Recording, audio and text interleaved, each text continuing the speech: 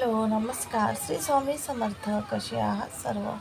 मस्त ना? तर मस्तच असायला पाहिजे. माझ्या एका नवीन ब्लॉगमध्ये परत एकदा माझ्या गोड ताईंचे व मैत्रिणीचे ताईंनो मनापासून खूप खूप स्वागत आहे. तर हा व्हिडिओ पेंडिंग होता. व्हिडिओ आहे किंक्रातच्या दिवसाचा. तर दुपारचं रुटीन आहे हे.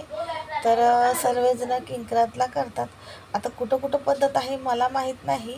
आमच्याकडं तर म्हणजे पद्धत आहे की किंक्रातच्या दिवशी म्हणजे मटण वगैरे केलं जातं, चिकन किंवा मटण. पण सहसा खाणारे कोण नाहीत घरामध्ये, म्हणजे मटण वगैरे तर ह्यांना आवडत नाही.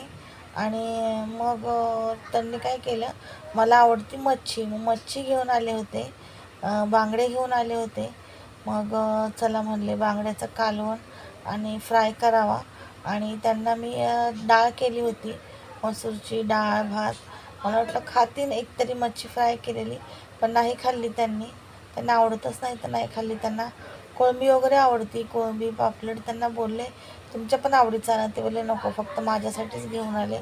कारण जास्त करून मला नॉनव्हेज आवडतं, एवढं नाही म्हणजे आवडतं पण, आणि एवढं पण नाही. म्हणजे वार वगैरे असल्यावर किंवा उपवास वगैरे असल्यावर त्यावेळेस ठीक आहे, पण ज्यावेळेस मग वार असतो, ज्यावेळेस खायचं असतं त्यावेळेस मला लागतंच. त्यामुळं ना दारावरती कोणी मच्छीवाला आला नव्हता, त्याच्यामुळे मग ते बोलले की राहू दे, मी तुला घेऊन येतो मच्छी. मग ते चेंबूरला जाऊन चेंबूरनी मच्छी आणली होती ताईंना. त्यांना बोलले मार्केटमधून आणा जवळच्या, तर ते तिकडून जाऊन घेऊन आले. पण झालं असं ना, मच्छी ना म्हणजे टेस्टी नव्हती एवढी. मला तर ताजी वाटलीच नाही ती मच्छी. तर मी पण काय केलं, जास्त काही खाल्ली नाही, बनवली एवढी त्यांनी आणलेली. बघा एकटी किती खाणार, एवढी त्यांनी आणलेली. आणि छान असं मी स्वयंपाक केला होता. मच्छीचं कालवणसुद्धा केलं होतं, आणि भात केला होता, चपात्या नाही केल्या, आणि मच्छी फ्राय केली होती, आणि मसूरची डाळ केली होती तिखट मस्त अशी. आणि छान अशी रेसिपी तुमच्यासोबत रेसिपी दाखवली तुम्हाला. मी सांगितलं नाही असं, कारण की भरपूर वेळेस मी दाखवलेलं आहे चिकन किंवा मटण किंवा मच्छीचं कालवण वगैरे किंवा अंड्याचं कालवण वगैरे. त्याच्यामुळं ना मी सांगितलं नाही एकदम डिटेलमध्ये, फक्त असंच रेसिपी शूट केलेली आहे. आणि मच्छी बघा अशा प्रकारे मी तळते.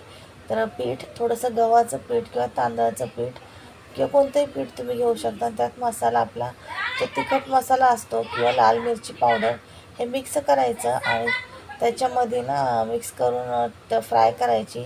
मग मच्छीला तिखटही लागत नाही, अजिबात तिखट लागत नाही, टेस्टी लागते आणि जळतही नाही. पण जास्त वेळ तुम्ही म्हणता जळत नाही, पण जर जास्त वेळ ठेवत तर नक्कीच जळण.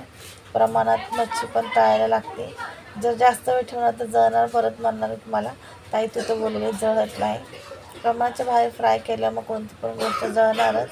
आणि इथं ना थोडंसं वरतून मी असं लसूण चेचून टाकलं होतं, एक मोठी कांडी, आणि भरभरून अशी कोथिंबीर पण टाकली होती.